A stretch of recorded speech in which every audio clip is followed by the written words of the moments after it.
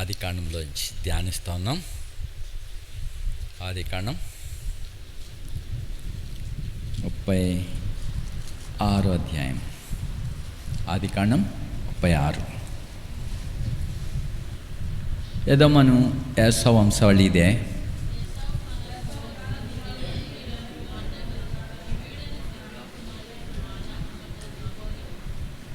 Ishmael కుమార్తెయు Nebaioth సహోదరినైన బాస్మెతను పెండ్లి ఆడెను.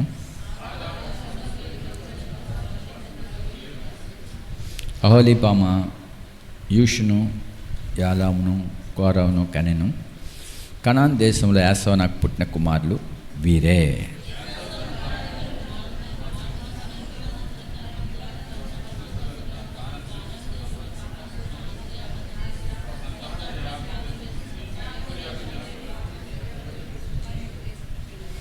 వారు విస్తారమైన సంపద గలవారు కనుక వారు కలిసి నివసింపలేకపోయి, వారి పశువులు విశేషమైనందున వారు పరదేశులైన భూమి వారిని భరింపలేకపోయింది.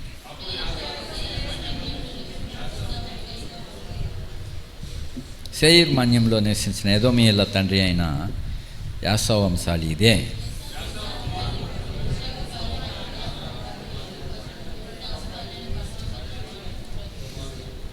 ఎలీఫజ్ కుమారులు తేమాను, ఓమారు, సెఫో, గాతాము, కనజు. తిమ్నా యాసావు కుమారుడని ఎలీఫెజునకు ఉపపత్ని.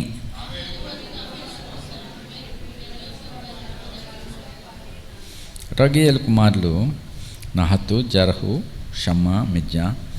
వీరు యాసావు భార్య అయిన బాస్మతి కుమారులు.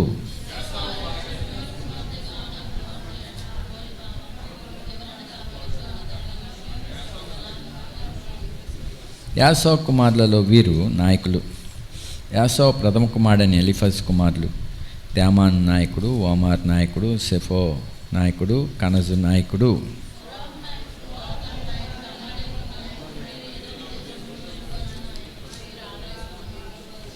వీరు యాసావు కుమారుడైన రగియేలు కుమారులు నహతుకు నాయకుడు, జరహు నాయకుడు, షమా నాయకుడు, మిజ్జా నాయకుడు. వీరు ఎదోము దేశమందు రగియేలు సంతానపు నాయకులు. వీరు యాసావు భార్య అయిన బాసమెతు కుమారులు.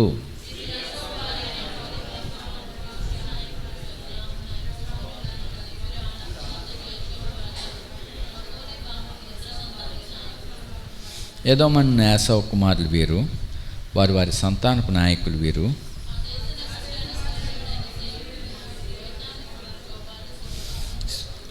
దిషోను, ఏసరు, దీషాను. వీరు ఎదోము దేశమందు శేయీర్ పుత్రులైన హోరీల నాయకులు.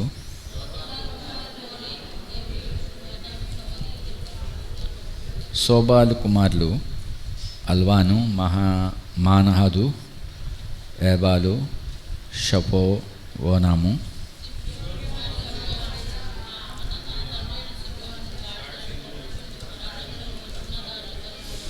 అనా సంతానము దీషోను, అనా కుమార్తె అయిన అహోలీబామ. ఏసర్ కుమారులు బిల్హాను, జవాను, ఆకాను. హోరీల నాయకులు లోతాను నాయకుడు, శోబాల్ నాయకుడు, సిబ్యోన్ నాయకుడు, అనా నాయకుడు.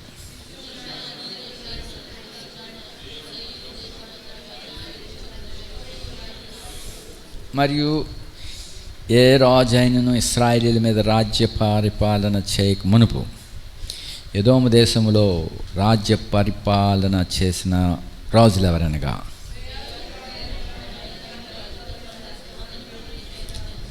బెల చనిపోయిన తర్వాత బొస్రా వాడైన జరహు కుమారుడు యోబాబు అతనికి ప్రతిగా రాజైన.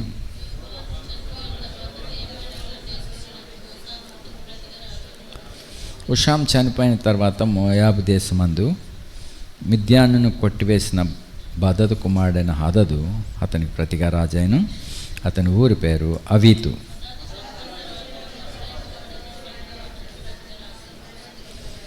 సమ్లా చనిపోయిన తర్వాత నదీ తీరమందలి రెహబోతు వాడైన షావులు అతనికి ప్రతిగా రాజైన.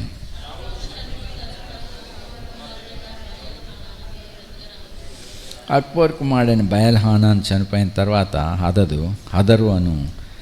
హదరు అతనికి ప్రతిగా రాజాయను. అతని ఊరి పేరు పాయ. అతని భార్య పేరు మహతాబేలు.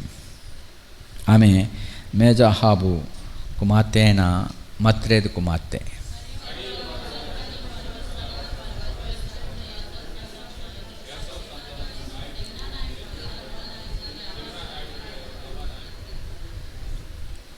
అహోలీబామ నాయకుడు, యాలా నాయకుడు, పీనోను నాయకుడు,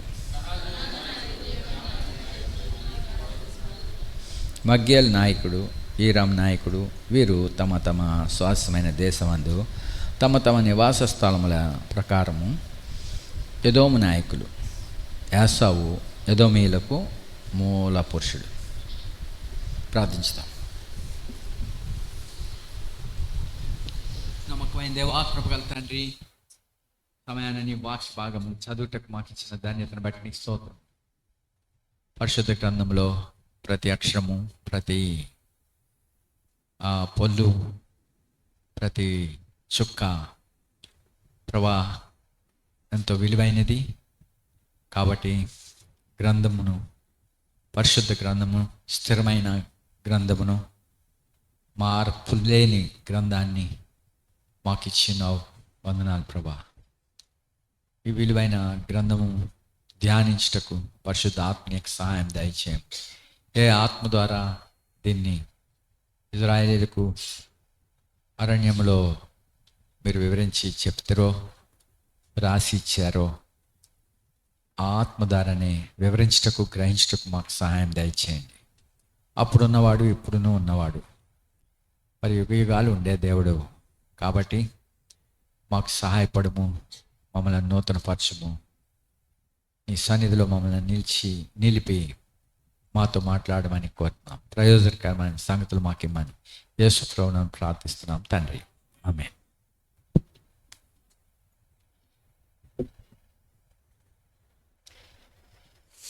ఇక్కడ కొన్ని వంశావళులు, కొన్ని జనముల యొక్క వంశములు గుచ్చి మనం చూడగలం. నోవహు వంశావళి ఇది, తెరహు వంశావళి ఇది. చూడండి ఎన్నిసార్లు ఎలా రాయబడిందో వంశావళులు. చూడండి, ఆది కాండంలోనే ఎక్కడెక్కడ ఉన్నది వంశావళులు.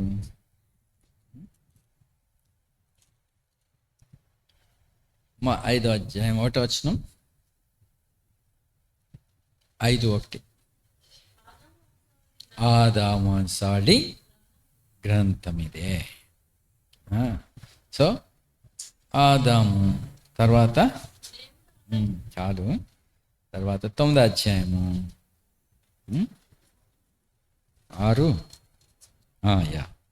అధ్యాయము 9వ వచనం.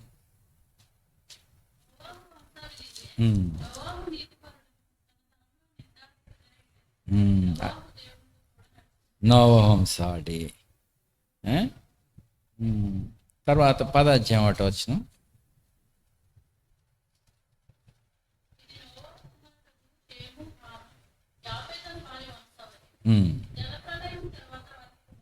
సో ఇక్కడ వంశావళులు ఒక్కొక్కటి మళ్ళా వారి వంశాలు ఏర్పడ్డాయి.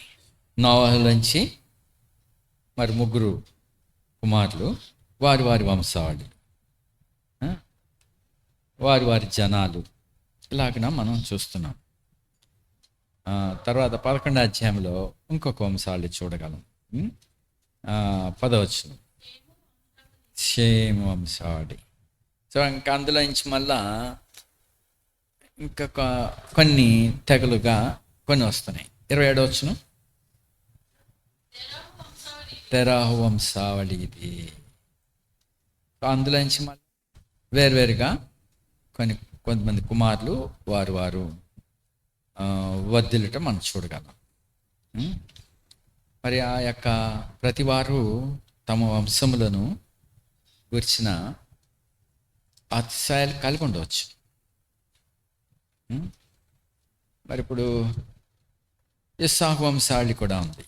అబ్రహాం వంశం, అబ్రహాం గురించి ఉన్నదా?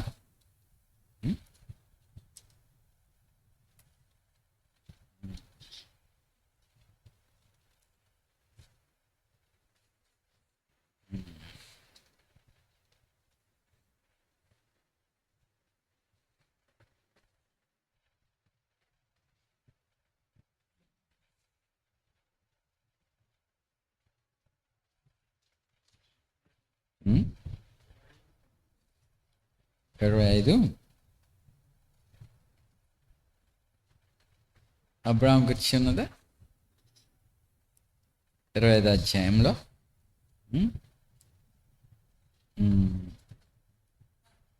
19లో ఇస్సాకు వంశాలి చదువు.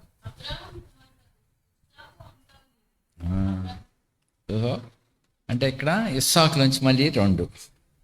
ఇప్పుడు ఇస్సాకులోంచి వచ్చిన యాసావు సరే. మరి ఇప్పుడు ఇతను కూడా గొప్పవాడయ్యాడు. మరి యాసావు వంశావళి గురించి దినాన్ని మనం చూస్తున్నాం. 36 అధ్యాయం 1 వచనం. ఎదోమను యాసావు వంశావళి ఇదే. ఏ విధంగా అతని వంశము కట్టబడింది?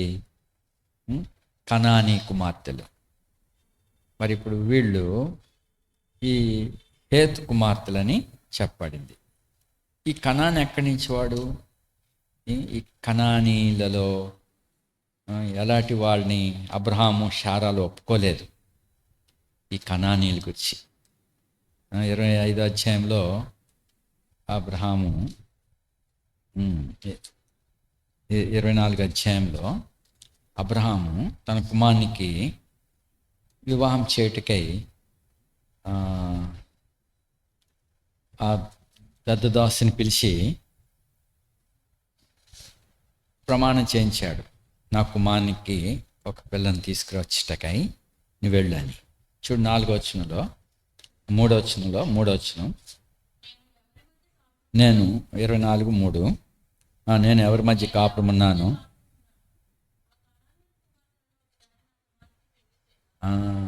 అబ్రహాం ఇంటిలోనికి అలాంటి వాళ్ళు రాకూడదు. వీళ్ళు ఎవరంటే కనానీలు చాలా గొప్పవాళ్ళు. వాళ్ళు ఎవరు అసలు కనానీలు? కనానీలు ఎవరు? చూడండి 9వ అధ్యాయంలో, ఆదికాండం 9వ అధ్యాయము 22వ వచనం. అప్పుడు కనానుకు తండ్రి అయిన చూడు, ఎవరు కొడుకు పేరున ఎవరిని పిలుస్తున్నారు? తండ్రిని పిలుస్తున్నారు కొడుకు పేరున. అలా హాము కుమారుడు అని చెప్పవచ్చు కదా. అయితే ఇక్కడ కనానుకు తండ్రి అయిన హాము. సో హామును బట్టి కనాను కూడా, అంటే కనాను చాలా గొప్పవాడు, తెలివైనవాడు వీళ్ళందరిలో. ఇప్పుడు ఈ నోవాహు 3 కొడుకులు ఉన్నారు. 3 కొడుకుల్లో హాము మధ్యలో ఉన్నాడు. మరి యాపెతు పెద్దవాడు, షేము ఆఖరివాడు. అయితే మరి ఇప్పుడు మధ్యలో హాము చాలా గొప్పగా ఉన్నాడు, కానీ అతని కుమారుడు ఇంకా మించిన వాళ్ళ కనబడుతున్నాడు అతనికంటే. సో అతని పేరున తండ్రి గారిని పిలుస్తున్నాడు. అయితే ఈ హామ్ చేసిన దాన్ని గురించి నోవహు మరి ఆ విషయాన్ని బట్టి ఏం చెప్పాడు? 25వ వచనంలో, కనాను శపించబడినవాడై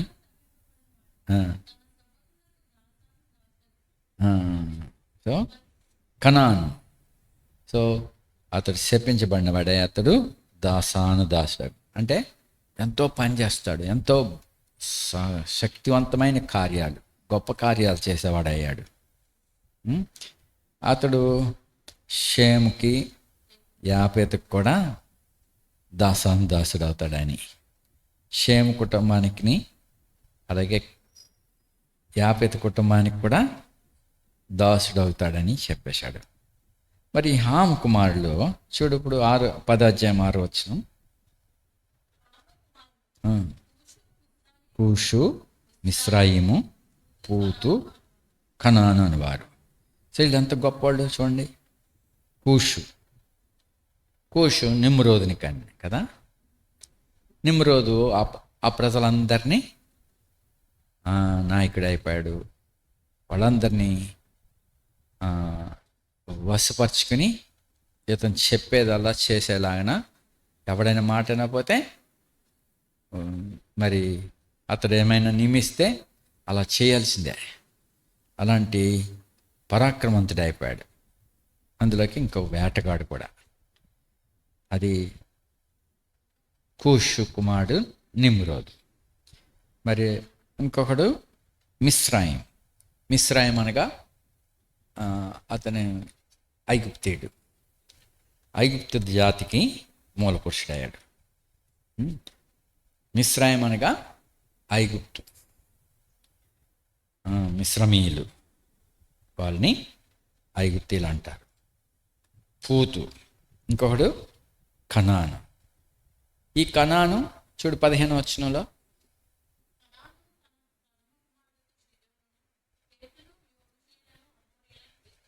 వీళ్ళందరిలో మళ్ళీ కనాను ఎవరెవరిని? సీదోను, హేతు, ఎబుసీలు, అమోరీలు, గిర్గాషీలు, హివీలు, అర్కీలు, సినీలు, అర్వాదీలు, అమాతీలు. సో వీళ్ళందరూ కనానీల వంశములు. ఇంకా అబ్రహాము వాగ్దాన దేశంలోనికి దేవుడు లేచి రమ్మని చెప్పినప్పుడు తను ఎక్కడికి పోవాలో తెలియదు, కానీ దేవుడు అతని కొరకు సిద్ధపరిచిన దేశము కనాన్ దేశం. అప్పటికే అతను వెళ్ళక మునిపే అక్కడ ఆల్రెడీ వాళ్ళు ఉన్నారు. 12వ అధ్యాయము అబ్రహాము తనకు కలిగిన సమస్తాన్ని తీసుకుని బయలుదేరి కనానికి వచ్చినప్పుడు అప్పటికి ఎవరున్నారు? 6వ వచనం.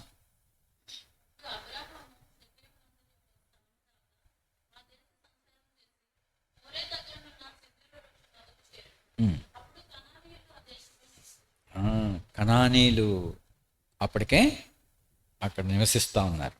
వీళ్ళు ఏం చేయాలా? ఆ దేశమును నేలంతా రాళ్ళు తవ్వేసి నేల సేద్యానికి సిద్ధపరచాలా. పెద్ద పెద్ద అడవి చెట్లన్నీ నరికేసి చక్కని పొలాలుగా సిద్ధపరచాలా. పెద్ద పెద్ద కోటలు కట్టాలా, అనేక నివాసాలు కట్టాలా. మరి వాళ్ళు బలం గలవారు, ఎంతో దృఢమైన వారు. మరి జాతులన్నీ, కనానీయుల జాతులు అన్నీ బలమైనవి. సో వాళ్ళు అనుకున్నది సాధించగలరు, పనులు చేయగలరు. నోవహు చెప్పినట్టు కనాను దాసుడు అన్నాడు. అయితే వాగ్దాన దేశములో మరి వీళ్ళు ముందుగా వచ్చి ఆ ల్యాండ్ అంతటిని చక్కగా మరి చదును చేసి ఒక మంచి పంటలు పండించటానికి, మంచి తోటలు నాటడానికి వాళ్ళని దేవుడు వాళ్ళకి ఇచ్చినట్టుగా కనపడుతుంది. దేవుడు ఇవ్వలేదు, వాళ్ళు దాన్ని ఆక్రమించున్నారు. వారు ఆక్రమించారు, కానీ ఎవరి కోసం కష్టపడుతున్నారో వాళ్ళకి తెలియదు. మరి ఈ సమయాల్లో ఇలాగన వాళ్ళు బలంగా ఉన్నవారు, జ్ఞానంగా ఉన్నవారు, వాళ్ళని వాళ్ళ పిల్లల్లో మరి యాసావు వాళ్ళ కూతుర్లను వివాహం చేసుకున్నాడు. హేతు కుమార్తెలు. వీళ్ళందరూ కనానీయులు, నాయకుల కుమార్తెలు, బలమైన వారు, జ్ఞానం గలవారు. మరి వాళ్ళ పిల్లల కంటే వాళ్ళు ఎలా ఉంటారు? వాళ్ళు కూడా జ్ఞానం గలవారై ఉన్నారు. ఇప్పుడు యాసావు వంశాలు ఇది. యాసావు ఎవరెవరిని చేసుకున్నాడు? వీళ్ళని గురించి మరి అబ్రహాం, ఇస్సాకు, రెబెకా చాలా బాధపడ్డారు. అబ్రహాం ముందే చెప్పున్నాడు, ఈ కనానీ కుమార్తెలు ఎవరితోనే నా కుమారునికి పెండ్లి చేయవద్దు.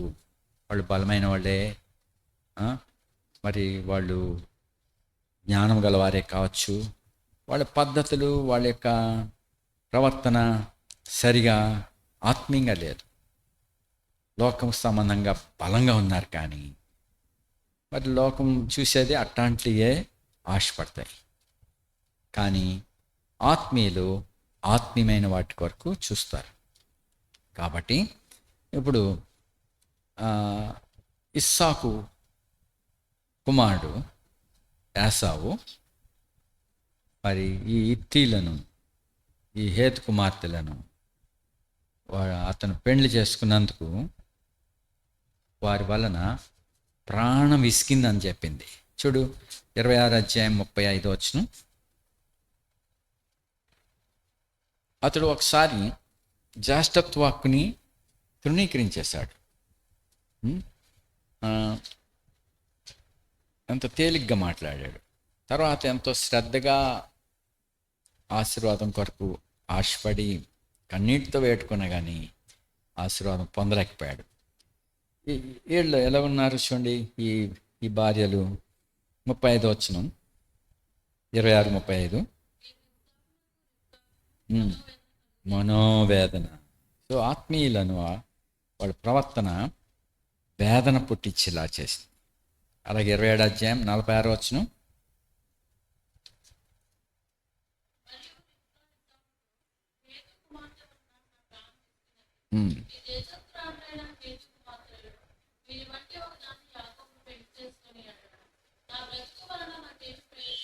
సో హేతు కుమార్తెల వలన నా ప్రాణము. సో ఎంతకింతగా విసిగించేశారు వాళ్ళు. అయిష్టమైన కార్యాలు, మరి మానసికంగా బాధ పెట్టే మాటలు, ప్రవర్తనలు వాళ్ళు ప్రవర్తిస్తూ వచ్చారు. అయితే ఇప్పుడు యాసావు అలాంటి వాళ్ళని వివాహం చేసుకున్నాడు. కాబట్టి మరి అయితే లోకరీతిని వాళ్ళు నాయకుల కుమార్తెలు, గొప్పవాళ్ళు, వారి వట్ట, వారి అలంకరణలు, వారి యొక్క ఆభరణాలు చాలా గొప్పయ్యాయి. ఇప్పుడు యాసావు అట్టి వారి భార్యలుగా కలిగినందుకు వారికి బలమైన కుమారులు, జ్ఞానంతో కూడిన కుమారులు జన్మించారు. యాసావునకు ఈ పిల్లలు ఎక్కడ పుట్టారు? 36:5 అహోలీబామ, యూషును, లామును. సో వాగ్దాన దేశంలోనే పుట్టారు. వీళ్ళందరూ పుట్టిన స్థలం బాగానే ఉన్నది.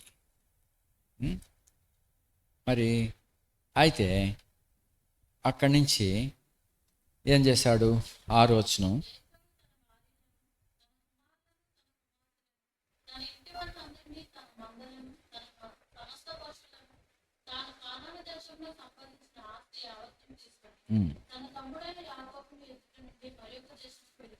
సో తన తమ్ముడైన యాకోబు ఎదుటి నుండి, కనాన్ దేశం నుండి ఎక్కడికి వెళ్ళిపోయాడు?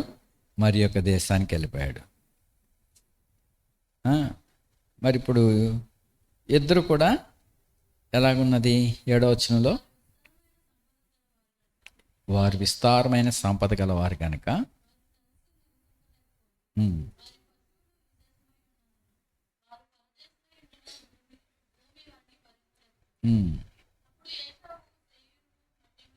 శేయీరు మన్యంలో నివసించాను. సో ఇక్కడ ఈ మంచి దేశంలో వాళ్ళు యాసావు తన పిల్లల్ని, తన కుమారులను, కుమార్తెలను, తన ఇంటి వారిని అందరినీ, తన మందలను, తన దాసులను, పశువులను అందరినీ తీసుకొని వేరొక దేశానికి వెళ్ళిపోయాడు. ఎందుకు వెళ్ళిపోయాడు? తండ్రికి దేవుడిచ్చిన వాగ్దాన దేశం అది. అబ్రహాము, ఇస్సాకు, యాకోబులకి ఇచ్చిన వాగ్దాన దేశాన్ని వదిలిపెట్టేసి ఎందుకు వెళ్ళిపోతున్నాడు? సో తాతగారి టైంలో అక్కడ దేశీయులు అది బలత్కారంగా కొంత భూమి తీసుకున్నారు. ఆ హిస్టరీని వాళ్ళకి తెలుసు. అలాగే ఇస్సాకు దినాల్లో కూడా ఆ దేశ ప్రజలు ఈ భూమి మాది, ఈ బావి మాది అని ఎళ్ళగొట్టేశారు కొన్ని స్థలాల్లో. సో వీళ్ళు ఫిలిస్తీన్లు, ఈ ప్రాంతపు వాళ్ళు అలాగా జగడాలు లేక యుద్ధానికి వస్తూ ఉంటుంటే, వాగ్దాన పురుషుల మీదకి ఇలాగ యుద్ధానికి వస్తూ ఉంటే, వీళ్ళు ఏం చేశారంటే, ఎప్పటికైనా ఈ భూమి మనకు ఉండదు, ఎప్పుడు గొడవలు ఉన్నాయి, ఈ దేశాన్ని విడిచిపెట్టి మనం ఒక స్థిరమైన స్థలంలోనికి మనం వెళ్ళిపోవటం మంచిది, ఈ గొడవలతో మనం ఎంతో నష్టపోతూ ఉంటాం, వాళ్ళు బలత్కారంగా తీసేసుకుంటారు, ఇక్కడ మనం అభివృద్ధి పొందలేము అని చెప్పి తన బంధువులు అంటే భార్యలు ఉండేటువంటి ఆ ప్రాంతాలు, సేయిర్ మన్యాలు, అటువైపు వెళ్ళిపోయాడు. సో ఎటువంటి స్థితి వచ్చిందో చూడండి. వారు బయటకు వెళ్ళిపోయారు, స్థిరపరచబడ్డారు. ఈ ప్రాంతాలని తర్వాత దేవుడు నేను వారికి ఇచ్చానని చెప్పి ఉన్నాడు. సేరు మన్యాన్ని వాళ్ళకి దేవుడు ముందుగా ఇచ్చేసి ఉన్నాడు. ఇంకా ఇశ్రాయేలీయులు వాగ్దాన దేశాన్ని పొందకముందు ఐగుప్తు దేశంలో బంధకాల్లో ఉన్నారు, బానిసలుగా ఉన్నారు, వెట్టి పనులు చేస్తూ వేదనలతో ఉన్నారు. అప్పటికి యాసావు సంతానం చూస్తే ఏలికలుగా ఉన్నారు, ఏలికలుగా లేక నాయకులుగా ఉన్నారు. మరి ఆ దేశాన్ని దేవుడు ఇచ్చేసి ఉన్నాడే, వారికి ఇచ్చాడు. చూడండి, ద్వితీయోపదేశకాండం 2వ అధ్యాయంలో దేవుడు చెప్పాడు, ఇశ్రాయేలీయులను వాళ్ళని భయపెట్టొద్దు. నిజమే, వాళ్ళు భయపడుతున్నారు. ద్వితీయోపదేశకాండం 2వ అధ్యాయంలో అక్కడది నేను సేయిర్ మన్యం 4వ వచనం, సెయీర్లో కాపురమున్న ఏసావు సంతానమైన మీ సహోదరుల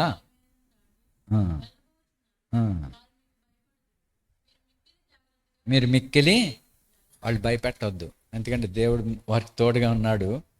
వారి చుట్టూ ఉన్న జనులు కంగారు పడిపోతున్నారు, కందిరీగలు తరిమేస్తున్నాయి కనానీయుల్ని.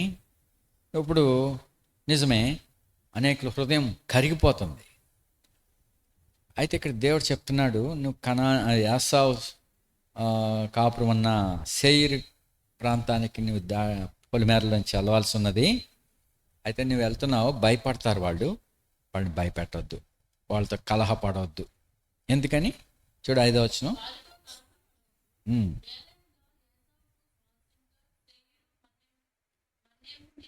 సేయిర్ మన్యమును వారికి ఇచ్చిన్నాను.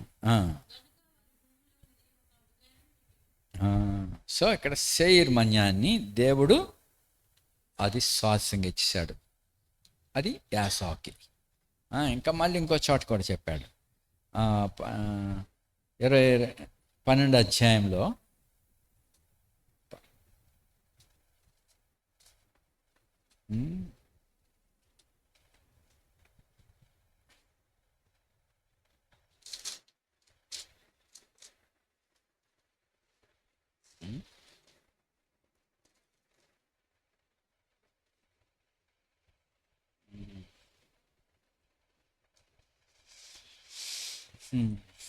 నేను వారికి ఆ దేశాన్ని ఇచ్చాను కాబట్టి వారిని అందులో మీకు ఏది ఇయ్యను. కాబట్టి వీళ్ళు ఈ సేయిరు ప్రాంతాన్ని యాసావుకి ఇచ్చాడు దేవుడు. మరి అసలు వీళ్ళు ఎవరు? ఇక్కడ హోరీలు, ఈ నాయకులు ఎక్కడి నుంచి ఉన్నారు? 14వ అధ్యాయంలో చూడండి, 14వ అధ్యాయం. యాసావు యొక్క బంధువులు వీళ్ళు అందరు. అంతకు మునుపు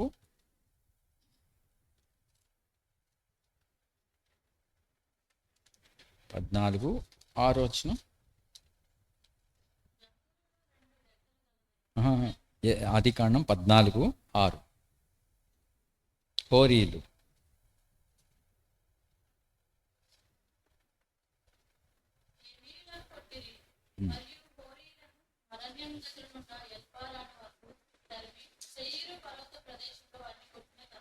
సో ఇక్కడ హోరీలు, సెయిర్ ప్రాంతాలు ఇవి. మరి ఇప్పుడు హోరీలైన సెయిర్ కుమారులు చూడు, 36 అధ్యాయంలో 20 వచనం. హోరీలైన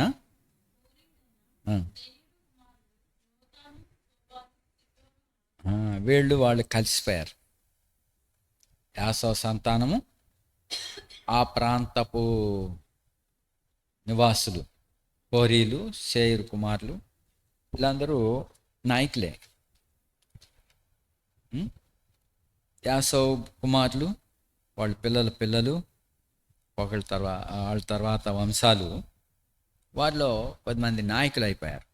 నాయకులు అంటే దేనికి నాయకులు? ప్రజల మీద. అసలు దేనికి నాయకత్వం? ఈ ఏమంటారు దాన్ని, ఒక ముఠా నాయకులు అన్నమాట.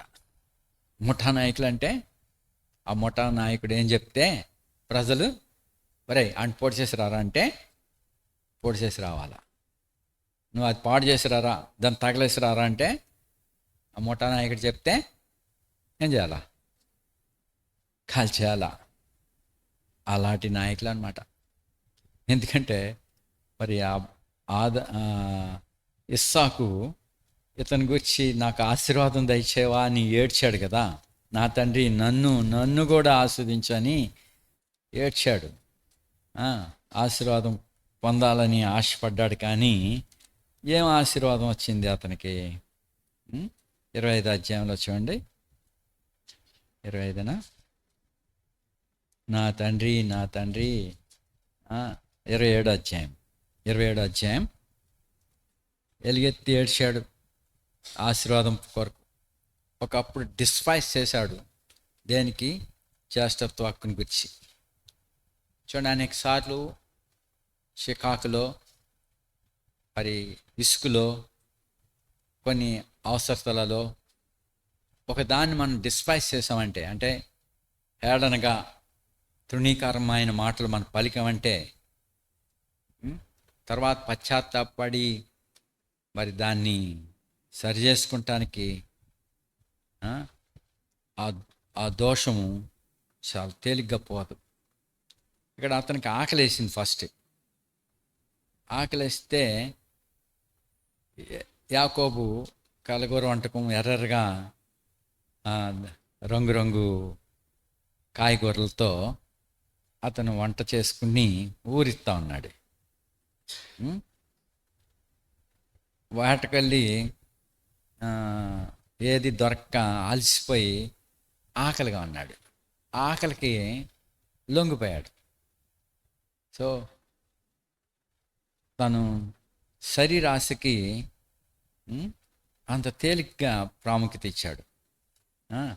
అయితే జ్యేష్ఠత్వ హక్కును తృణీకరించాడు, లేక డిస్పైస్ చేశాడు. కొన్నిసార్లు విసుకొచ్చినప్పుడు హెచ్చరికలు ఇస్తామంటే వాళ్ళకి ఇసుకొస్తుంది. ఇసుకొచ్చి ఎందుకు ఇలా చేస్తున్నావు, ఎందుకు ఇలా మాట్లాడుతున్నావు, పోన్లే నేను రాను, నాకు వద్దులే అని తృణీకరిస్తారు. చూడండి, ఒక మంచి మాట, హెచ్చరిక, నువ్వు ఇలా చేస్తున్నావు తప్పు, ఇది ఇలా ఉండొద్దు, ఇలా చేస్తే నువ్వు ఈ విధంగా పోతే పోయింది, నష్టపోతే పోతా, నేను తీసుకెళ్ళను, తీసుకెళ్ళకపోతే పో, లేకపోతే నువ్వు ఈ ఆత్మీయమైన సంగతులు పోతే పోయింది, నువ్వు దేవుని రాజ్యానికి వెళ్లకుండా తప్పుపోయే ప్రమాదం ఉన్నది, జాగ్రత్త అని హెచ్చరిస్తే పోన్లే నేను నరకన పోతానులే. కొద్దిమంది ఇలా మాట్లాడతారు. గొప్ప సంగతులు గురించి వారికి పశ్చాత్తాపం కలుగుతుందేమో అని హెచ్చరికలు ఇస్తామంటే కూడా దాన్ని స్వీకరించకుండా డిస్పైజింగ్ వర్డ్స్, ఇసుకుతోటి, పోన్లే మీరే పరలోకం, నేను నరకని పోతానులే. పోన్లే నాకు రక్షణ వద్దులే. సో అలాంటి మాటలు పలికిన వారు ఉన్నారు. వాళ్ళకి ఇసుకలో కోపంలో డిస్పైజింగ్ వర్డ్స్ అనమాట అవి. కాబట్టి మనం చాలా జాగ్రత్తగా ఉండాలి. నోటి మాట పడిందంటే దాన్ని వెనక్కి తీసుకుంటూ ఆ పర్యవసానం చాలా అపాయకరమైందని ఇక్కడ మనం నేర్చుకోవాలి. ఇక్కడ ఆ యొక్క జ్యేష్ఠత్వ హక్కుని అమ్మివేయట, రెండోది దాన్ని డిస్పైజ్ చేయట అంటే తృణీకరించుట. కొంతమంది తమ భూములను తృణీకరించుకుంటారు, తమను తాము తృణీకరించుకుంటారు, దేవుడిచ్చిన వాటిని తేలిగ్గా మాట్లాడతారు. సో ఇక్కడ యాసావు అలా చేశాడు. మరి ఎంత ప్రయాసపడ్డాడు ఆశీర్వాదం కొరకు, ఎంతో శ్రద్ధగా మరి ఆహారం సిద్ధపరిచాడు, శ్రద్ధగా తండ్రికి అనుకూలమైన రీతిగా వండి ప్రయాసపడి తెచ్చాడు. ఎంతసేపు లేట్ అయింది? తక్షణమే, కొద్దిసేపే. మరి ఎంతో నిజంగా ప్రయాసపడ్డాడు, ఎంతో శ్రద్ధగా వెతికాడు ఆశీర్వాదం కావాలని, కానీ పొందలేకపోయాడు. తర్వాత కన్నీళ్లతో వేడుకున్నాడు. చూడు 38వ వచనం. ఒక్క దీవెని ఏమన్నదా? నన్ను కూడా దీవించమని. యాసావు ఎలుగెత్తి ఏడ్చి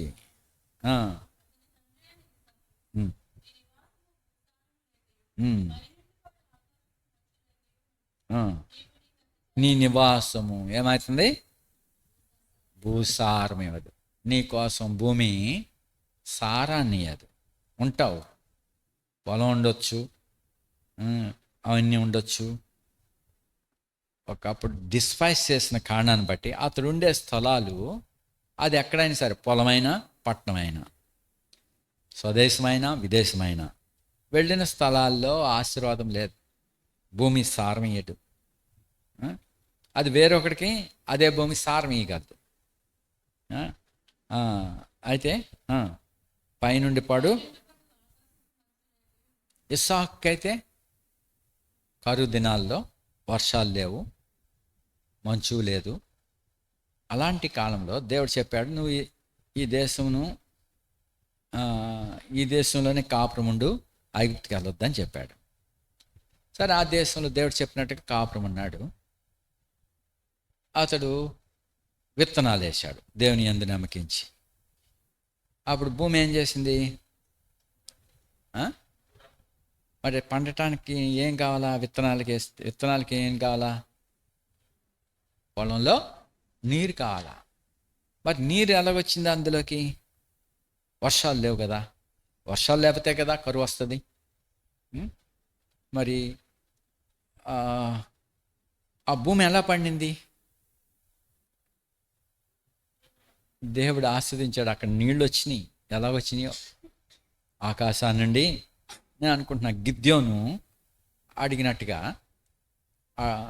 అక్కడ నువ్వు నాకు తోడంటే ప్రభా, మరి నా చేత ఫిలిస్తీన్ల నుండి లేక వాళ్ళ నుండి ఇజ్రాయిల్ని రక్షించగోరితే నాకు సూచన ఇయ్యి. ఇదిగో ఈ గొర్రె బొచ్చో ఏదో బొచ్చ అక్కడ గొంగళి పెట్టాడు, బొచ్చుతో కూడిన వస్త్రం. ఇదొక్కటే తడవాలి, ఇదొక్కటే తడిసిపోవాలి మంచుతోటి, మిగిలిన ప్రదేశం అంతా పొడిగా ఉండాలి అన్నాడు. సో అప్పుడు ఏమైంది? ఆ రాత్రి అదొక్కటే తడిసింది. ఆ గొంగళి లేక ఆ దుప్పటి, ఆ తోలు వస్త్రమే మాత్రమే తడిస్తే, అరే ఆశ్చర్యంగా, నిజమే ఇదొక్కటే తడిసింది. దాన్ని పిండాడు, ఎన్నో నీళ్ళు నానిపోయింది. సో దాన్ని పిండి చూశాడు. సో నిజంగా అతను అడిగినట్టుగా అదొక్కటి మాత్రం తడిసింది. తర్వాత మళ్ళీ అనుమానం వచ్చింది, అది ఏదో లాని తడిపేశారమో ఎవరన్నా అనుకుని, ప్రభు అలా కాదు, నన్ను క్షమించు, ఇంకొకసారి నేను అడుగుతాను అని చెప్పి, ప్రభా ఈ తోలు వస్త్రం మాత్రం తడవకూడదు, మిగిలిన ప్లేస్ అంతా తడవాలి అన్నాడు. ప్రభు కూడా అలా చేశాడు. ఇదొక్కటే తడవలేదు, మిగిలిన ప్లేస్ అంతా, నేలంతా తడిసిపోయింది. ఇప్పుడు నేను తలుస్తున్నాను, ఇప్పుడు ఇస్సాకు కరువు దినాల్లో అందరూ వ్యవసాయాలు మానేశారు, ఎందుకనగా వర్షాలు లేవు, నీరు లేదు, కాబట్టి బావులు కూడా ఎండిపోయినాయి.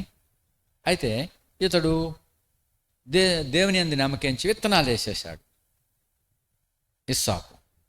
అప్పుడు ఆ నేల మాత్రము ఏమైంది?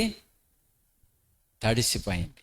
దేవుడి పైనుండి మరి జల్లులు ఇచ్చి ఉండొచ్చు, లేక మంచు మంచిగా తడిసిపోయేంతగా సన్నని నీటి బిందువులతో నేల అంతా తడిసిపోయింది.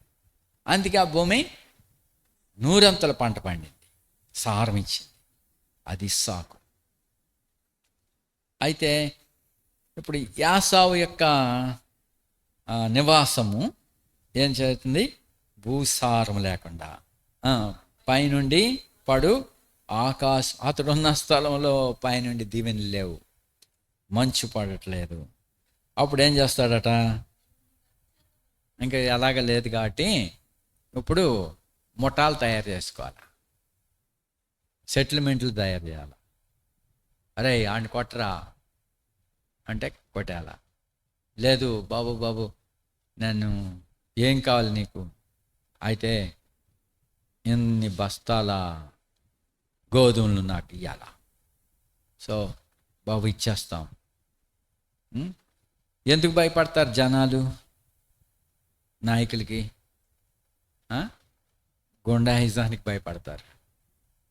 సో కత్తి చేత చదువు, నీవు నీ కత్తి చేత భూసారము, వ్యవసాయము, పంటలు పండుటి అభివృద్ధి పొందటం కాదు, కత్తి చేత బతుకుతాడు.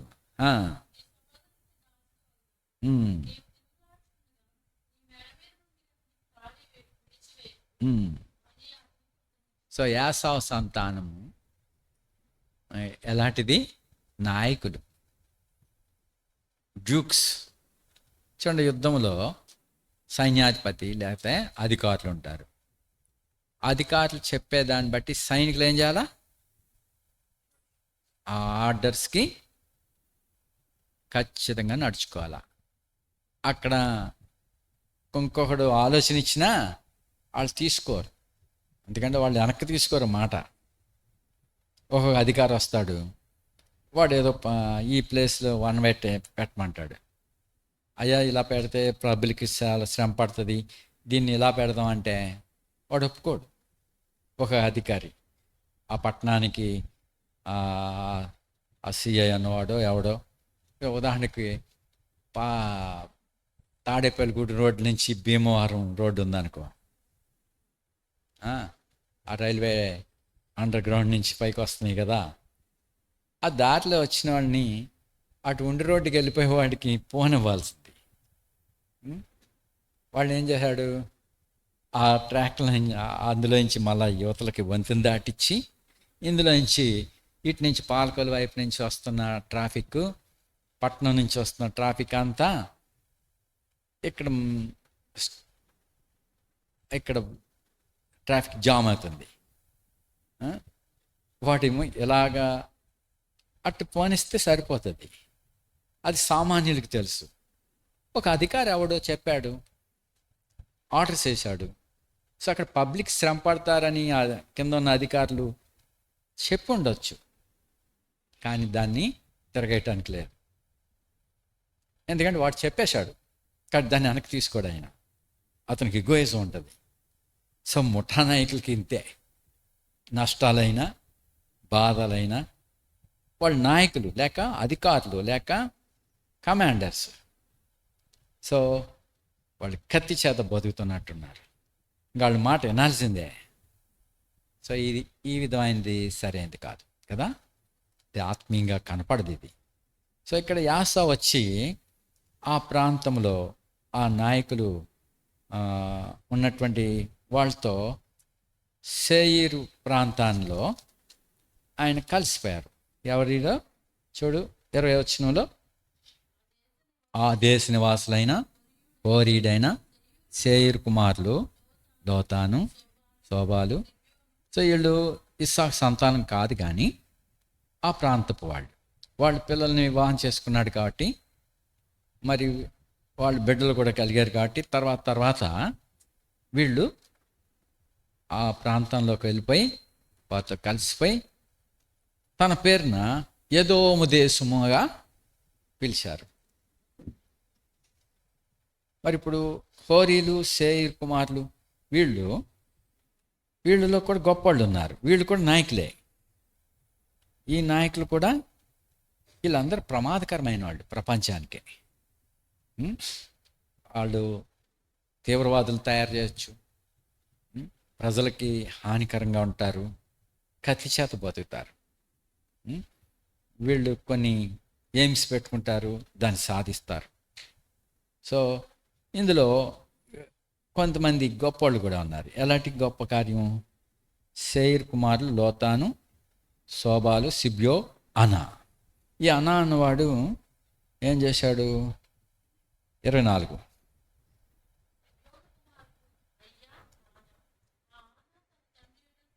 అయ్యా అనా. అనా అన్నవాడు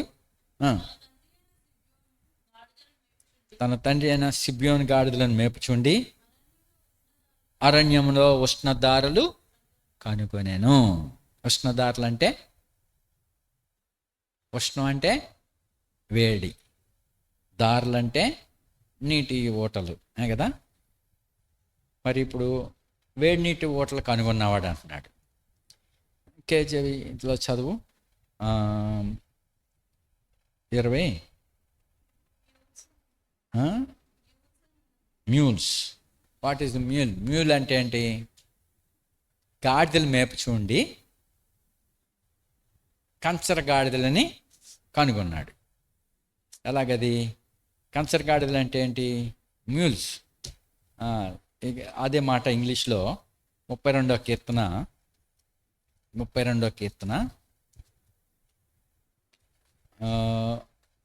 9వ వచనం. గుర్రముల వలెనైనను, in English or else the mules. Mules అంటే తెలుగులో ఎక్కడ ఏమన్నది? కంచరగాడిద. ఇక్కడ అనా అనువాడు తన తండ్రి యొక్క గాడిదలను మేపుచూ అరణ్యంలో ఉండి ఏం చేశాడు? కంచర గాడిదలను కనుగొన్నాడంట. ఎలాగది? కంచర గాడిదలు ఎలా తయారవుతాయి? అది జెనెటిక్ ఇంజనీరింగ్ అనమాట. ఇది సంకర జాతిని తయారు చేశాడు. గాడిదల్లోంచి మరి ఇంకా ఏ జంతువుని తీసుకొచ్చాడో ఆ రెండింటిని కలిపి ఇంకొక కొత్త జంతువుని నిర్మించాడనమాట. సో ఇలాగ జెనెటిక్ ఇంజనీరింగ్ చేస్తూ ఉంటారు కొద్దిమంది. ఇలాంటి ప్రకృతి వైపరీతమైనవి కదా. మరి ఒరిజినల్ సీడ్ కాకుండా గాడిదల్లోంచి కంచర గాడిదలు వచ్చినాయి అనమాట. ఎవడో ఒక కుక్క ఉన్నది. ఆ కుక్కను నక్క కలిపి ఇంకొక కుక్కల్లో ఒక జాతిని తయారు చేశాడు. దాన్ని ఆల్సిషన్ డాగ్ అంటారు. అది కొంచెం అబ్నార్మల్గా ఉంటుంది, కుక్కే కానీ అది చాలా మాటలు బాగుంటుంది, చాలా బలంగా ఉంటుంది, తెలివిగా కూడా ఉంటుంది, చెప్పినట్టు ఉంటుంది. అదే టైంలో ఎవరినైనా చంపేమంటే చంపేస్తుంది, అంత పవర్ఫుల్గా ఉంటుంది. మరి ఈ కుక్కలోంచి కుక్క ప్లస్ నక్క అదేమొచ్చింది? Alsatian dog. ఇప్పుడు గాడిదల్లోంచి మరి ఇంకో ఏ జాతిని కలిపాడో కంచర గాడిద తయారైంది. కంచర గాడిదలు ఏం చేస్తాయి? మ్యూల్స్ యుద్ధంలో పనిచేస్తాయి, యుద్ధంలో బాగా పనిచేస్తాయి. పూర్వం మిలిటరీ వాళ్ళు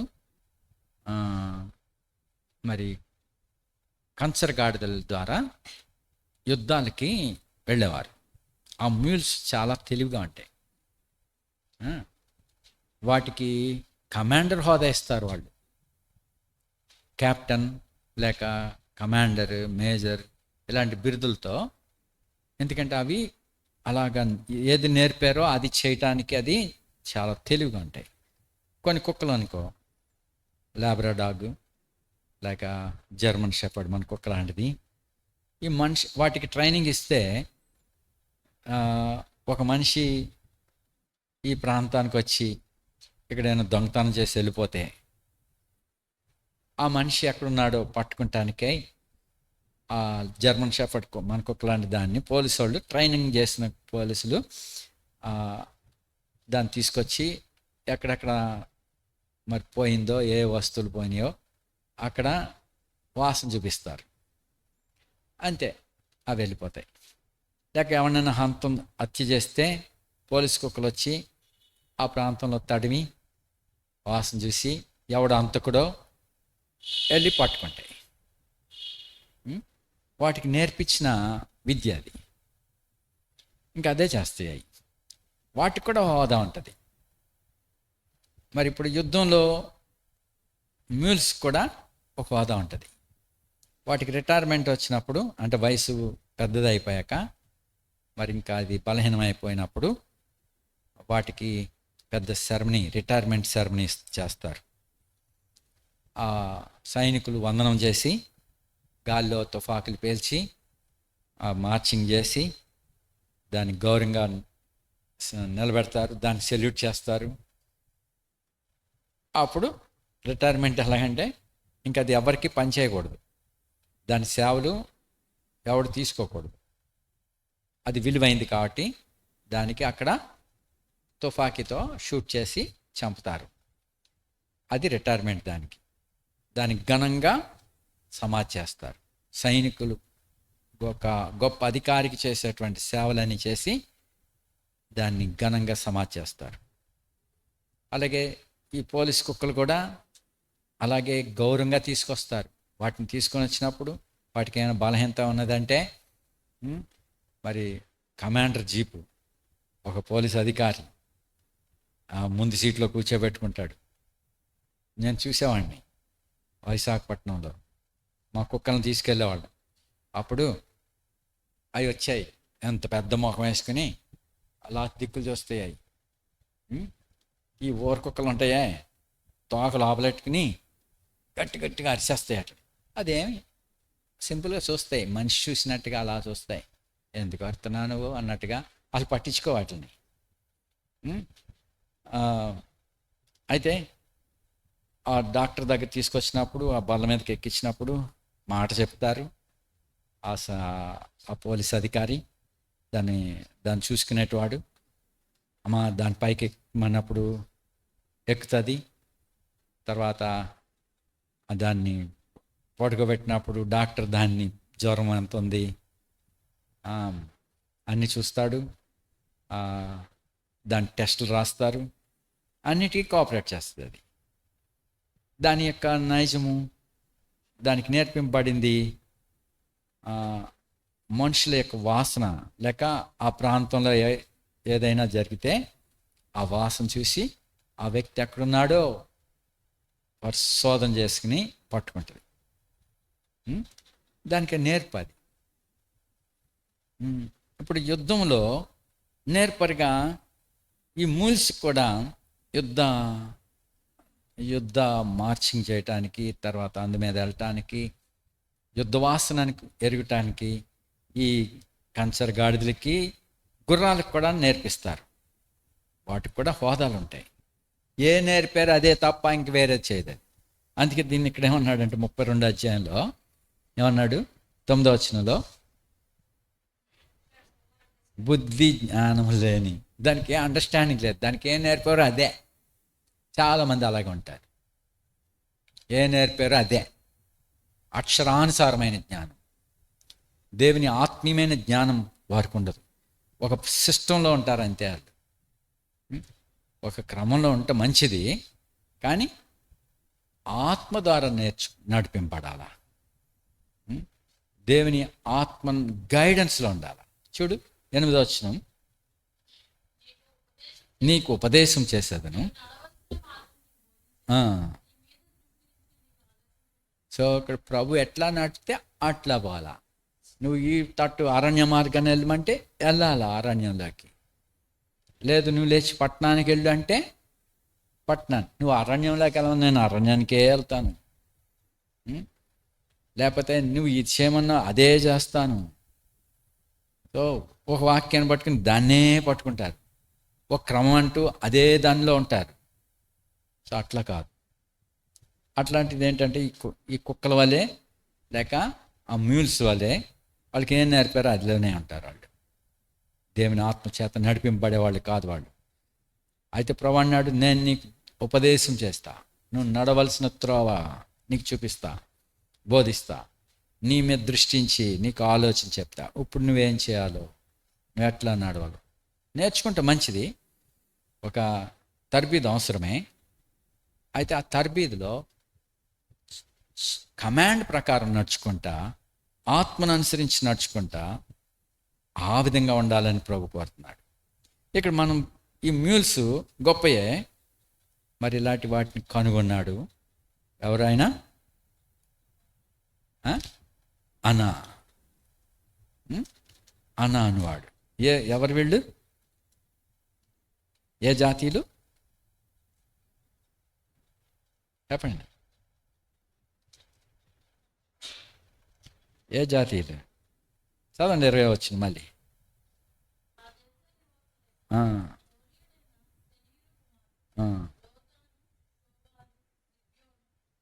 అన్నా, ఆనా కాదు, అనా. సో చాలు. సో హోరీలు. సో వాళ్ళు యాసావు సంతానం కాదు, కానీ వీళ్ళందరూ బంధువులు. వాళ్ళ దగ్గరికి పోయాడనమాట యాసావు. తర్వాత ఆ ప్రాంతాల్లో వీళ్ళు కూడా కత్తి చేత పట్టుకుని నాయకులు అయ్యారు. వాళ్ళకి కొన్ని అవసరాలు ఉన్నాయి, దానికి ఇన్వెన్షన్స్ కూడా వాళ్ళు చేస్తారు. వాళ్ళు ఒక తర్బీదు పొందుతారు, కానీ వీళ్ళందరూ నాయకులు. మరి అలాంటి సమయాల్లో పేరుగాంచిన వాళ్ళు అదే సమయాల్లో యాకోబు సంతానం. యాకోబు చనిపోయాడు అనుకో. తర్వాత యాకోబు ఉండగా కొడుకు అప్పటికే ఐగుప్తు దేశంలో దాసుడుగా అమ్మబడ్డాడు ఒక కొడుకు ఆల్రెడీ. ఈ కొడుకులేమో మిగిలిన 11 మంది కొడుకులు ఎవరు? గొర్రెల కాపర్లు. యాకోబు కుమారులు ఎవరు? నాయకులు, బలమైన వారు. ఎందుకంటే ఆ దేశ నాయకుల కుమార్తెలను పెళ్లి చేసుకున్నారు కాబట్టి బలమైన పిల్లలు పుట్టారు, జ్ఞానం కలిగిన పిల్లలు పుట్టారు. వాళ్ళు కూడా నాయకులు అయ్యారు, ప్రజలని ఆధీనంలో పెట్టగలిగిన వాళ్ళు, కమాండ్ చేయగలిగిన నాయకులు. కాబట్టి వీళ్ళైతే గొర్రెల కాపర్. ఆల్రెడీ ఒక పిల్లోడు దాసుడిగా అమ్మబడి ఉన్నాడు. మరి దేవుడు ఆశీర్వాదం పొందిన వారు ఎందుకు ఇలాగ ఉండాలి తక్కువగా? దేవుడు వాళ్ళకి ఇచ్చిన పిల్లల్ని ఎంతకెంత తక్కువ ఉన్నారు, వాళ్ళు ఎంత గొప్పవాళ్ళు అయ్యారు, సామర్థ్యవంతంగా ఉన్నారు. సామర్థ్యంతో పాటు ఐశ్వర్యం ఉంటుంది, ఆ డబ్బు వచ్చి పడుతుంది వాళ్ళకి.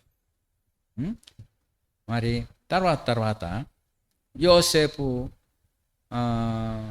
మరి తండ్రి గారికి చెప్పి, నాయన అక్కడ ఉండొద్దు, ఇంకా కరువు సంవత్సరాలు భయంకరంగా వస్తాయి, మరి 7 సంవత్సరాలు ఇంకా ఉన్నది, మరి నేను మిమ్మల్ని పోషిస్తాను, మీరు వచ్చేయండి అని చెప్పి బళ్ళు పంపించాడు. రథాలు పంపలేదు కానీ బళ్ళు పంపించున్నాడు, వ్యాగన్స్. సో ఇప్పుడు యాకోబు భయపడ్డాడు ఐగుప్తుకి వెళ్ళటానికి. ప్రభు అయితే నువ్వు భయపడొద్దు, నేను నీకు కూడా వస్తానని ప్రభు చెప్పి ఉన్నాడు. సో పిల్లలందరితో మరి యాకోబు గర్భవాసం పుట్టిన 66 మంది ఆల్రెడీ మొత్తం యోసేపుతో 70 మంది కదా. సో అక్కడ ఐగుప్తుకి వెళ్ళాడు. ఐగుప్తుకి వెళ్ళాక కరు సంవత్సరాల్లో బాగానే పోషించబడ్డారు. కానీ వాళ్ళల్లో తన అన్నల్లో మరి వాళ్ళని ఆ దేశంలో, ఐగుప్తు దేశంలో క్యాప్టెన్స్ లేకపోతే గొప్ప హోదాల్లో మంత్రులుగా, అధికారులుగా, పెద్ద పెద్ద ఉద్యోగాల్లో వాళ్ళని పెడితే వాళ్ళు కూడా ఒక పరపతి ఉంటుంది కదా. ఎందుకంటే అతని సెలవు లేనిదే ఐగుప్తు దేశంలో ఎవడు కూడా చెయ్యైనా కాలైనా ఎత్తకూడదు. అంత అధికారం ఉన్నది యోసేపుకి. తన అన్నల్ని లేక తన అన్నల పిల్లల్ని ఒక్కొక్కడిని దేశంలో మరి స్థిరపరచేయచ్చు కదా. ఎవడో ఒకడు బీహార్ వాడు ఎవడో ఆయన రైల్వేస్ మంత్రి అయ్యాడు. మంత్రి అయితే అది వెనకబడిన ప్లేస్, రాష్ట్రం. తను మంత్రి అయ్యాక ఆ ప్రాంతం అంతటిని మన చిక్కాల లాంటి రైల్వే స్టేషన్లు కూడా హై లెవెల్ ప్లాట్ఫామ్స్ కట్టేసి మంచి మంచి షెడ్లు వేసేసాడు. బీహార్లో అన్ఎంప్లాయీస్ లేకుండా చదువుకున్న వాళ్ళందరినీ రైల్వేల్లో ఉద్యోగాలు ఇచ్చేశాడు. తాను మళ్ళీ మంత్రిని అవుతానో లేదో. కాబట్టి ఆ రాష్ట్రంలో అనేక మందిని గేట్ మెన్లు గాను లేకపోతే వాళ్ళు చదువుకున్న దాన్ని బట్టి అధికారులు గాను సామాన్యులు గాను పెట్టేశారని చెప్పారు. మరి నాకు తెలియదు, అది విన్నాను. ఆ రాష్ట్రంలో ఉన్న వాళ్ళందరినీ, వాళ్ళ బంధువుల్లో అనేకులను రైల్వేస్లో ఎంప్లాయీస్గా ఆయన స్థిరపరిచేశాడు. మరి ఇప్పుడు యోసేపు రాజు ప్రధానమంత్రి అయిపోయాడు. సర్వాధికారం ఆయనకున్నది. తన అన్నల పిల్లల్ని ఆ దేశంలో అధికారులుగా మరి ఉన్నత స్థానాల్లో పెట్టేస్తుంటే ఎంత బాగుండు. మరి దాన్ని బట్టి తర్వాత వాళ్ళు ఆర్థికంగా బలపడి మరి ఉన్నత స్థితిలో ఉండి ఐగుప్తుడి నోరెత్తకుండా ఉంటారు. కానీ యోసేపు కూడా చనిపోయాక యోసేపుని ఎరగని ఇంకో రాజు ఫరో పుట్టాడు. వాడు వీళ్ళు ఎక్కువైపోతున్నారు, వీళ్ళు అభివృద్ధి పొందిపోతున్నారు అని చెప్పి కఠినంగా ప్రవర్తించి వీళ్ళని అణిచేయాలని చెప్పి వెట్టి పనులు చేయించాడు. అయినా అభివృద్ధి పొందుతున్నారు. ఇంకా వాళ్ళని ఏ విధంగా అభివృద్ధి పొందకుండా ఉండాలి, ఇంకా మగపిల్లలను అందరినీ చంపేయాలని చెప్పి ఆజ్ఞించాడు. తర్వాత వాళ్ళని పొలాల్లో పని, ప్రతి ఊర్లో ప్రతి ఆ దేశపు ఐగుప్తీయులకు కొన్ని ఉచితాలు ప్రకటించాడు. ఇల్లు కట్టుకునే వాళ్ళందరికీ ఇటుకలు ఫ్రీ. అయితే కాబట్టి ఐగుప్తీయులు అందరు హ్యాపీ. మరి ఇటుకలు తయారవ్వాలంటే ఎవరు చేయాలా? ఇటుకలు ఎవరు చేయాలి? ఇశ్రాయేలీలు. మట్టి తవ్వుకొని మోసుకుని వచ్చి వాటిని నానబెట్టుకుంటూ, సో ఒకవైపు మట్టి మోసుకుంటా ఉండాలా, ఇంకొక వైపు దాన్ని నానబెట్టుకోవాలి, ఇంకొక వైపు మట్టిని తొక్కాలి, తొక్కిన మట్టి మళ్ళా ఇటుకలు తయారు చేయాలి, ఇటుకలు తయారైన వాటిని ఆవేయాలి, కట్టెలు పేల్చాలి. అన్నిట్లో ఇంకా వెట్టి పనులు, పొలాల్లో వెట్టి పని, ఇంట్లో వెట్టి పని. మరి ఐగుప్తీయులందరికీ వీళ్ళు దాసులు అయిపోయారు. ఇప్పుడు మరి ఈ బాధలన్నిటిని బట్టి పిల్లల్లో, ఎందుకంటే తాతలు చచ్చిపోయి ఉండొచ్చు. ఎవరు? యాకోబు తాత చచ్చిపోయాడు, యోసేపు తాత చచ్చిపోయాడు. వాళ్ళ పిల్లల్లో ఈ బాధలన్నీ చూసి అసలు ఈ దేశానికి ఎందుకు వచ్చాంరా బాబు, ఆ యోసేపు ఏదో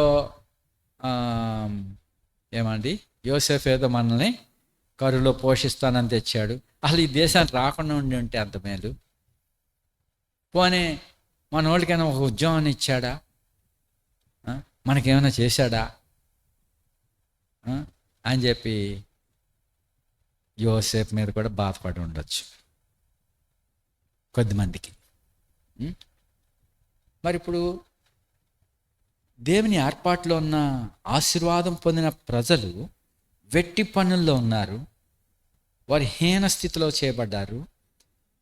మరి ఇప్పుడు తృణీకరింపబడినట్టున్న యాసావు కుటుంబము, ఇష్మాయేలు, వాళ్ళు వంశాలు బట్టి, వాళ్ళు కోటలు బట్టి, వారి స్థలాలు బట్టి, వారి పట్టణాలు బట్టి పేరు పొందిన వాళ్ళు అయ్యారు.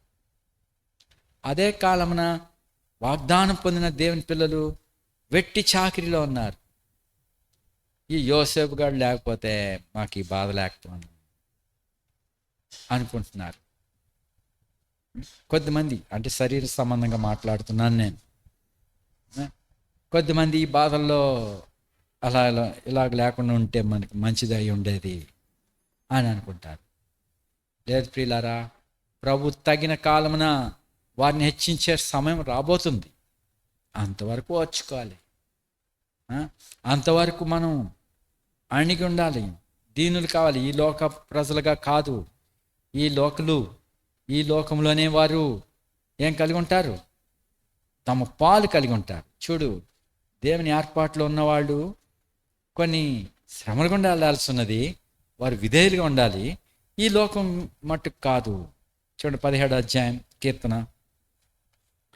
కీర్తన ఇక్కడ భక్తుడు దావీదు అంటాడు, మరి తనకు వచ్చిన బాధలను బట్టి ఏదైనా కాని మాట తన నోట వస్తుందేమో చూసుకుంటున్నాడు. చూడు 17వ అధ్యాయం 17:3.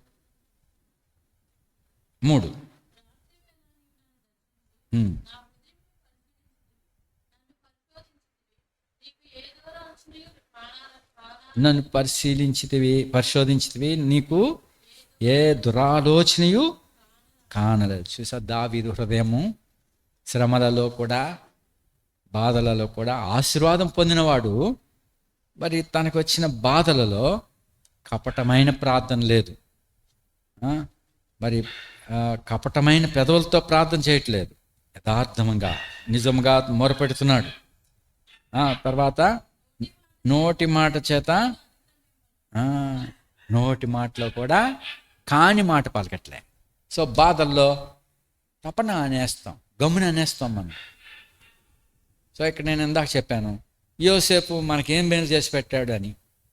తర్వాత పిల్లలు అనుకునే ప్రమాదం ఉన్నది. వారు అనేస్తారు. చూడండి, ఇక్కడ ఇందాక యాసావు అనేశాడు, జ్యేష్ఠత్వం ఏముందిరా, బతికితే చాలు, బతికితే బల్సాగు తినొచ్చు. సో ఆ టైప్లో జ్యేష్ఠత్వం తృణీకరించేశాడు, డిస్పైజ్ చేశాడు. సో అలాగనే కొన్ని శ్రమలలో మరి ఆలోచన మాటలు టప్పున వచ్చేస్తాయి. కాబట్టి ఆ విధంగా మనం నోటి మాటలో కూడా తప్పుకోకూడదు, భయంతో భక్తితో ఉండాలి. ఇక్కడ దేవునికి మొరపెడుతున్నాడు.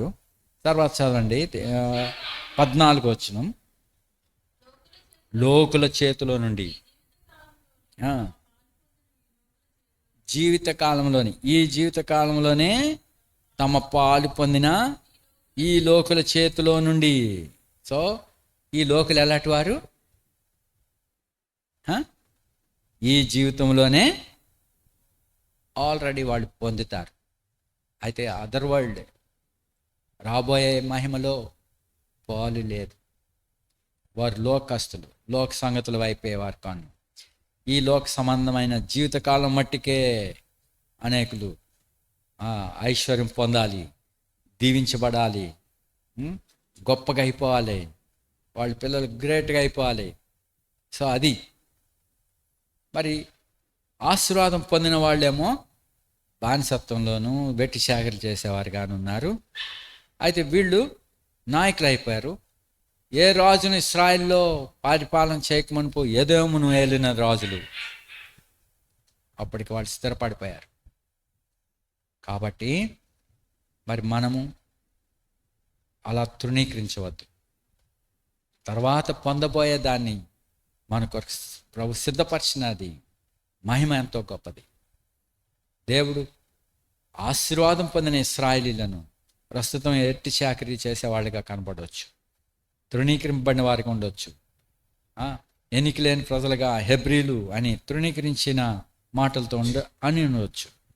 కానీ దేవుడు ఇశ్రాయేలీలను ఏర్పరచుకున్నాడు. మరి వారి ద్వారా భూలోకంలోని సమస్త వంశములు ఆశ్రదింపడాలని దేవుడు సంకల్పించాడు. కాబట్టి కొన్ని అనుభవాలు వారికి అవసరమైనవి. ఆ సంతతిలోంచి యేసుక్రీస్తు ప్రభువును మనకిచ్చాడు. ఆయన ద్వారా మనం కూడా దేవుని ఇశ్రాయేలీలుగా చేయబడ్డాం. మరి మన దేవుడు ఆ ఉన్నత స్థానంలో ఉండి మరి మనల్ని ఎందుకు ఈ లోకంలో హెచ్చించట్లేదు? ఒక కలెక్టర్గా, ఒక రాజుగా, ఒక గొప్ప అధికారిగా, ఒక నాయకునిగా దేవుడు మిమ్మల్ని ఎందుకు నియమించలేదు? దేవుడు నాకేం చేశాడు, యోసేపు నాకేం చేశాడు అని అన్నట్టుగా దేవుడు నాకేం చేశాడు అనేవాళ్ళు ఉన్నారు. వారి నోటి మాట ద్వారా తప్పిపోతున్నారు. వారికి కలిగిన కష్టము, పేదరికము, శ్రమ, బాధను బట్టి అనేకులు డిస్పైజ్ చేసేవారిగా ఉన్నారు. కానీ రాబోయే మహిమలో, వారు పొందబోయే ఆ మహిమలో దాన్ని చూచుట్లేదు. వారికి విశ్వాసం లేదు దేవుని మాట మీద. కాబట్టి దేవుడు ఇశ్రాయేలీయులను మరి తన స్వాస్థ్యంగా ఏర్పరచుకున్నాడు.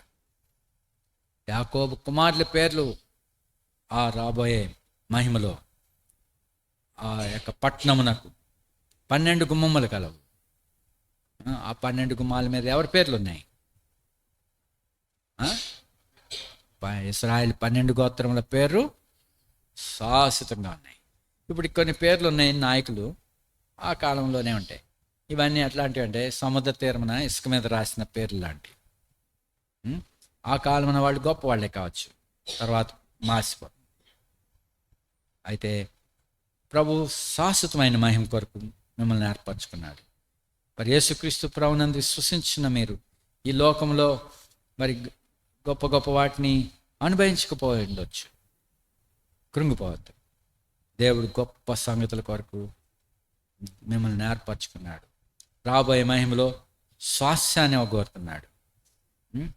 మరి ఆ మహిమ కొరకు మరి ప్రభు మిమ్మల్ని ఏర్పరచుకున్నాడు. కాబట్టి అది దాన్ని దృష్టించండి, ఆత్మీయమైన కన్నుతో చూడండి, అదే విశ్వాసంతో ఎదురు చూడండి.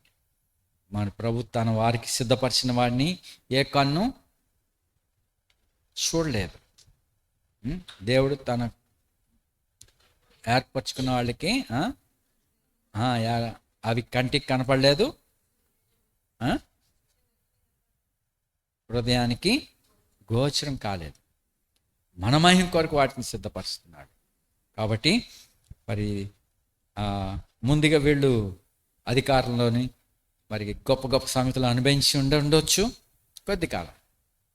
అయితే మనకి ఇవ్వయేది శాశ్వతమైంది. ప్రార్థిస్తాం.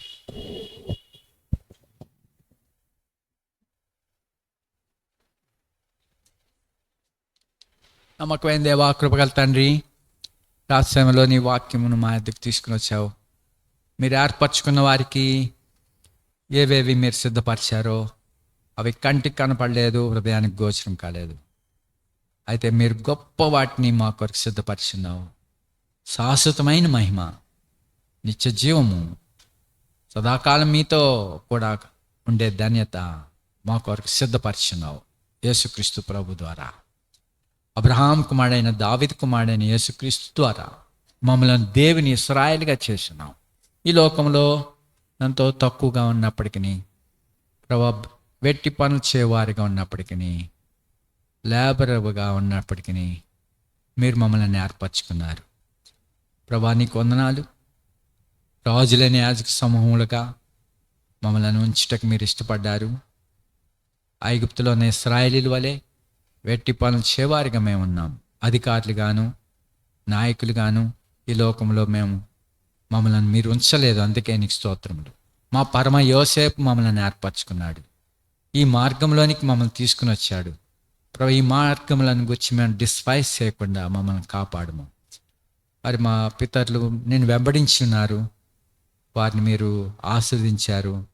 వారిని మేము తిట్టుకునే వారంగా కాకుండా ప్రభా మీరు మా కొరకు మంచి మార్గం ఏర్పరచున్నామని నమ్మి నీకు కృతజ్ఞతాస్తుతులు చెల్లిస్తున్నాం. ఈ లోకంలో గొప్పగా మమ్మల్ని చేయకుండా మమ్మలను ఈ స్థితిలో ఉంచి అనుదిన ఆహారం ఇచ్చు, మాకు వస్త్రం ఇచ్చి పోషిస్తూ వచ్చినావు, భద్రపరుస్తూ ఉన్నావు. ప్రభా ఇందుని బట్టి నీకు ఎంతో వందనాలు ప్రభా. మేము వెళ్ళినప్పుడు వచ్చినప్పుడు కాపాడుతున్నావు నాయన. సమాధాన కృపలను ఇచ్చావు నాయన. ప్రభు వీటన్నిటి కొరకు మేము ఏమి చెల్లించగలము? భూమి మీద మేము అనుభవిస్తున్నాము నీ ప్రేమ, నీ కృపా ఐశ్వర్యము. ప్రభా, అనుదినము మాకు మంచి జీవాన్ని ఇచ్చి పోషిస్తున్నావు. ఇది నీ వలన మాకు కలుగుతుంది. అది మరి దీన్ని బట్టి మిమ్మల్ని స్తుతిస్తున్నాము. దేవ, ఈ లోకంలో మమ్మల్ని భద్రపరచము నాయన. ప్రతి విషయానికి కృతజ్ఞత చెల్లించుటకు మా అందరికి సహాయపడము. ఈ నీ బిడ్డలను ఆస్వాదించండి. దేవుని ఇశ్రాయేలీయులుగా ఈ బిడ్డలను స్థిరపరచము.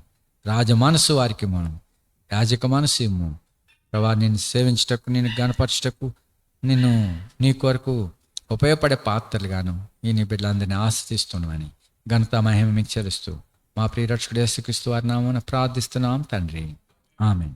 మన తండ్రి అయిన దేవుని ప్రేమ, ప్రభువైన యేసుక్రీస్తు కృప, పరిశుద్ధాత్మని యొక్క సహవాసం మనకు సదాకాలం తోడైండును గాక. ఆమేన్. Praise the lord.